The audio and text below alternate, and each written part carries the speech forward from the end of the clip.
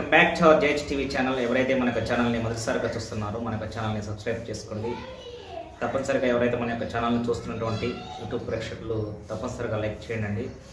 ఈరోజు వీడియోలో భాగంగా ఈరోజుకి ఎగ్జాక్ట్గా దయాగాడి దండయాత్ర స్టార్ట్ అయ్యి 10 సంవత్సరాలు అవుతుందన్నమాట. దయాగాడి దండయాత్ర అనగానే మీకు ఆటోమేటిక్గా అర్థమై ఉంటుంది జూనియర్ ఎన్టీఆర్ యొక్క ఆ యొక్క మూవీ బిఫోరు మూవీ ఆఫ్టరు ఏంటి అనేటువంటిది. ఆ మూవీ గురించి ఒకసారి మనం మాట్లాడినట్లయితే అదే మూవీ టెంపర్. ఈ టెంపర్ మూవీ వచ్చి ఎగ్జాక్ట్గా ఇప్పటికి 10 సంవత్సరాలు అయింది. టెంపర్ మూవీకి ముందు దాదాపు 10 సంవత్సరాలు ఫ్లాపులతో కొట్టిపెట్టాడినటువంటి జూనియర్ ఎన్టీఆర్ టెంపర్ తర్వాత దశ తిరిగి 10 సంవత్సరాలు నాన్ స్టాప్గా హిట్లతో దూసుకుపోతున్నటువంటి ఈ యొక్క ఓవరాల్ ఈ యొక్క 20 సంవత్సరాల యొక్క జర్నీని ఒకసారి మనం పరిశీలించినట్లయితే టర్నింగ్ పాయింట్ ఎలా వచ్చింది, ఏం సంగతి అనేటువంటి దాని గురించి ఒకసారి మనం మాట్లాడినట్లయితే టెంపర్కి ముందు దాదాపు 10 సంవత్సరాల దాకా విజయం అంటే మంచి హిట్ చూడనటువంటి జూనియర్ ఎన్టీఆర్ అప్పుడెప్పుడో 2010లో వచ్చినటువంటి బృందావనము, వంశీ పైడిపల్లి దర్శకత్వంలో వచ్చినటువంటి సమంత మరియు కాజల్ అగర్వాల్ ఇద్దరు నటించినటువంటి ఈ మూవీలో ఒక లవ్ అండ్ ఎఫెక్షన్తో సమంత మంచి నటన కనబరిచి దాని తర్వాత జూనియర్ ఎన్టీఆర్కి సమంతకి మధ్య మంచి కెమిస్ట్రీ పండి మంచి హిట్కి అందుకోవడం జరిగింది.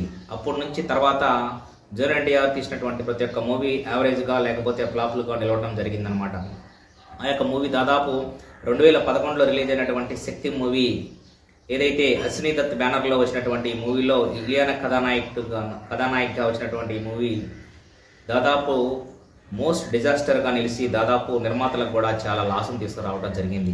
తర్వాత అదే 2011లో వచ్చినటువంటి ఊసరవల్లి మూవీ సురేందర్ రెడ్డి అంతకుముందు అతనొక్కడే కళ్యాణ్ రామ్కి మంచి హిట్ ఇవ్వడంతో ఊసరవల్లికి దర్శకత్వ అవకాశాన్ని సురేందర్ రెడ్డికి అప్పచెప్పడము, అక్కడ మళ్ళా తమన్నా నటించడము, ఈ మూవీ అటక్లాప్ నిలవడం జరిగింది. దాని తర్వాత వచ్చినటువంటి దమ్ము మూవీ 2012లో వచ్చినటువంటి దమ్ము మూవీ పరిశీలించినట్లయితే అప్పటికే మంచి రేంజ్లో ఉన్నటువంటి బోయపాటి సీను జూనియర్ ఎన్టీఆర్తో దమ్ము మూవీ మంచి మాస్గా తీర్చిదిద్దాలని మంచి మాస్ ఎలిమెంట్స్తో తీసుకొచ్చినటువంటి దమ్ము మూవీ కొంచెం డోస్ ఎక్కువయ్యి ఫ్లాప్గా నిలవడం జరిగినటువంటి విషయం మనకు తెలిసినటువంటి విషయమే. ఆ తర్వాత వచ్చినటువంటి రామయ్య వస్తావయ్య మూవీ దాదాపు హరీష్ శంకర్ దర్శకత్వంలో వచ్చినటువంటి రామయ్య వస్తావయ్య అనేటువంటి మూవీ దాదాపు దీంట్లో శృతి హాసను దాని తర్వాత సమంత వీళ్ళిద్దరు నటించడం జరిగింది. అయినా సరే ఆ యొక్క మూవీ రామయ్య వస్తావయ్య దాదాపు అది కూడా డిజాస్టర్గా నిలవటము మనము అదొక డిజాస్టర్గా నిలిచిపోయేటటువంటిది కూడా మనం చూసాము. దాని తర్వాత వచ్చినటువంటి బాద్షా ఒక మోస్తారు యొక్క యావరేజ్కి యొక్క టాక్ తీసుకుందనమాట. 2013లో రిలీజ్ అయినటువంటి బాద్షా శ్రీను వైట్ల దర్శకత్వంలో వచ్చి కాజలు దాని తర్వాత బ్రహ్మానందము వీళ్ళు మంచి ఒక ప్రకాష్ రాజు మంచి కామెడీ ఎంటర్టైనర్ గానే పండించినా సరే అంత భారీ హిట్ కాలేదు, యావరేజ్గానే నిలవడం జరిగింది. దాని తర్వాత 2014లో వచ్చినటువంటి రభసా మూవీ సంతోష్ శ్రీనివాసు డైరెక్షన్లో రావటము, దాంట్లో కూడా సమంత హీరోయిన్గా నటించడము, రభసా మూవీ ఎప్పుడు వచ్చిందో ఎప్పుడు పోయిందో కూడా ఎస్టిమేట్ చేయనంతగా అంత డిజాస్టర్గా నిలిచిందనమాట రభసా మూవీ.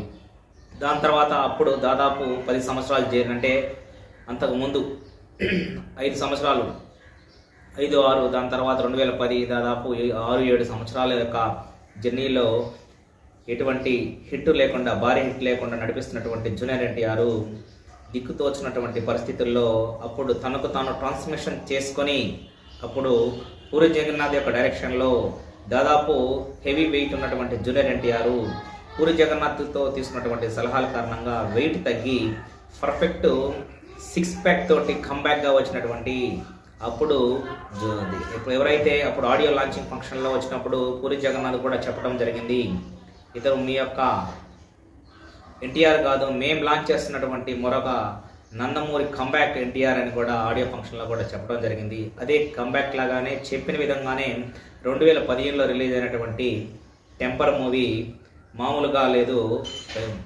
ఒక రేంజ్లో మూవీ జూనియర్ ఎన్టీఆర్ని ఆ రేంజ్లో చూపించి ఒక రేంజ్లో దూసుకుపోయింది. జూనియర్ ఎన్టీఆర్ చూపించినటువంటి నటన కానీ నెగిటివ్ షేడ్లో పోషించినటువంటి పాత్ర కానీ మరి జూనియర్ ఎన్టీఆర్కి మరియు పోసాని కృష్ణమురళికి సాగేటువంటి కొన్ని సన్నివేశాలు అయితే అసలు మామూలుగా ఉండవు.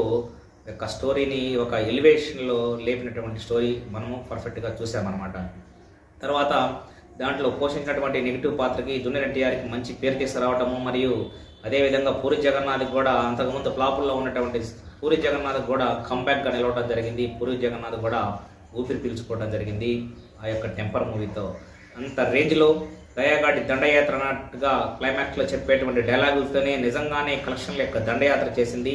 దాని తర్వాత జూనియర్ ఎన్టీఆర్కి కూడా అక్కడి నుంచి చూసుకున్నటువంటి జూనియర్ ఎన్టీఆర్ యొక్క ప్రస్థానము ఇప్పటి వరకు దాదాపు 2015 నుంచి 2025 వరకు కూడా అప్రకాశంగా దూసుకుపోతున్నాడంటే 100% దయాగఢ్ దండయాత్రలాగా చేసినటువంటి టెంపర్ మూవీ అని కూడా ప్లస్ పాయింట్ అని చెప్పుకోవచ్చు.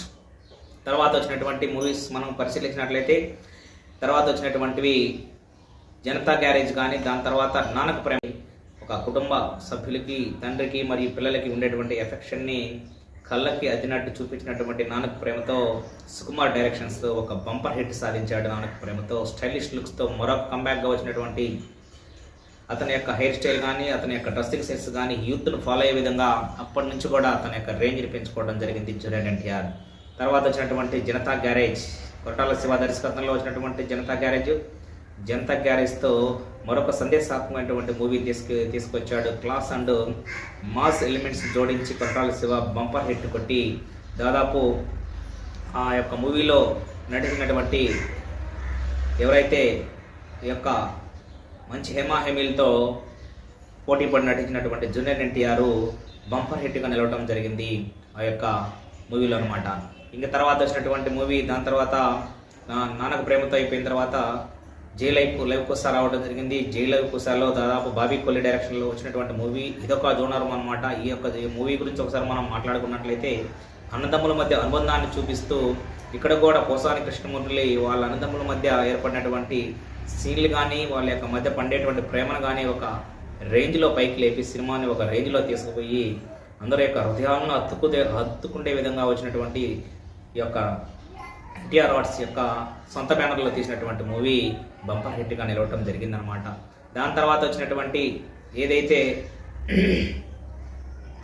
తర్వాత అరవింద్ సమేతతో ఇంకొక బ్లాక్ క్లాస్ అండ్ పక్కా మాస్ మూవీగా వచ్చినటువంటి ఎవరైతే డైరెక్టర్ ఉన్నారో మాటల మాంత్రికుడు త్రివిక్రమ్ శ్రీనివాస్ తీసినటువంటి ఈ యొక్క మూవీ ఏదైతే ఉందో అరవింద్ సమేత ఒక క్లాస్గా ఒక సందేశాత్మకమైనటువంటి చిత్రంగా కూడా నిలవడం జరిగింది.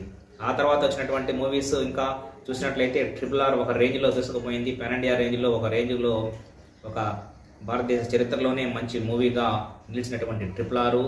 దాని తర్వాత మళ్ళా వచ్చినటువంటి ఈ మధ్య వచ్చినటువంటి దేవరా పార్ట్ 1, అది కూడా ఒక రేంజ్లో పాన్ ఇండియాగా సెటిల్ అయినటువంటి మూవీ దేవరా 1. దాదాపు హై రేంజ్ కలెక్షన్స్తో పాన్ ఇండియా స్టార్స్గా ఎదిగి ఇప్పుడే పాన్ ఇండియా రేంజ్లో ఇండియా లెవెల్లో శాసించడానికి కారణమైనటువంటి ఈ యొక్క మూవీలు ప్రస్తుతమైనటువంటి మూవీలు.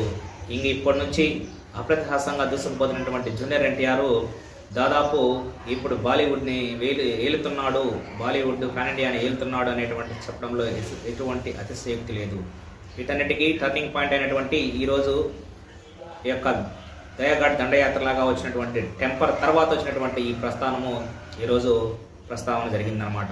ఇదేమైనా సరే ఇంతటి జర్నీలో ఒడిదుడుకులను ఎదుర్కొని రాకెట్ లాగా దూసుకుపోతున్నటువంటి జూనియర్ ఎన్టీఆర్కి మరొకసారి ఆల్ ది బెస్ట్ మరియు కంగ్రాచులేషన్స్ చెప్తూ ఈ వీడియో కానీ మీకు నచ్చినట్లయితే లైక్ చేయండి, షేర్ చేయండి, సబ్స్క్రైబ్ చేసుకోండి. Thank you రండాలు.